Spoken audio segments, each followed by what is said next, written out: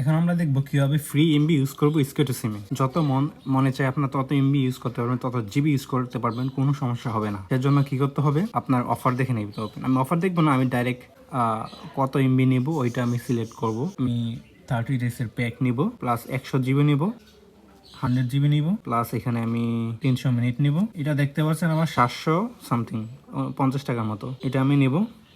এটা নেওয়ার জন্য এখানে ক্লিক করলাম, এখানে অনলাইন পেমেন্ট, এখানে ক্লিক করবো, লেটস গো।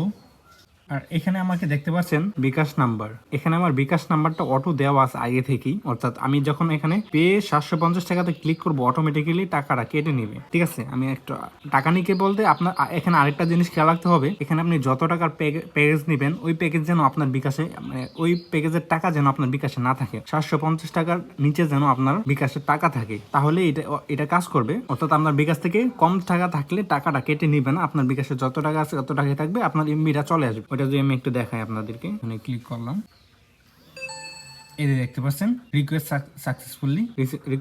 সাবমিটেড সাকসেসফুলি হয়ে গেছে, অর্থাৎ আমার এমবিটা চলে আসছে। দেখতে পাচ্ছেন আমার এমবিটা চলে আসছে। এখন যদি আমি অ্যাপের ভিতরে যাই, ওকে হোমে নিয়ে যাও, আমি একটু রিফ্রেশ দেবো, রিফ্রেশ দিয়ে দেখতে পাচ্ছেন আমার এমবিটা কিন্তু চলে আসছে, আমার প্যাকটা চলে আসছে।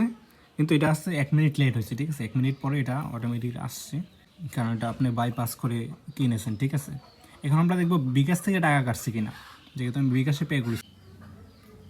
প্রথমে আমি দেখাই আমার বিকাশে কত টাকা আছে। আমার বিকাশে মাত্র 21 টাকা আছে। আর আমি যদি ইনবক্সে যাই, আমার ট্রানজেকশনের মধ্যে দেখতে পাচ্ছেন, এই দেখতে পাচ্ছেন শুধু লাস্ট পেমেন্ট করছি কত টাকা, আমি এই বিদ্যুৎ বিল পেমেন্ট করছিলাম ওইটা। আর এখানে যে আমি 750 টাকা যে পে করছি ওইটার কিনা নোটিফিকেশন, অর্থাৎ আমার কাছে আমার বিকাশে আসি মাত্র 21 টাকা।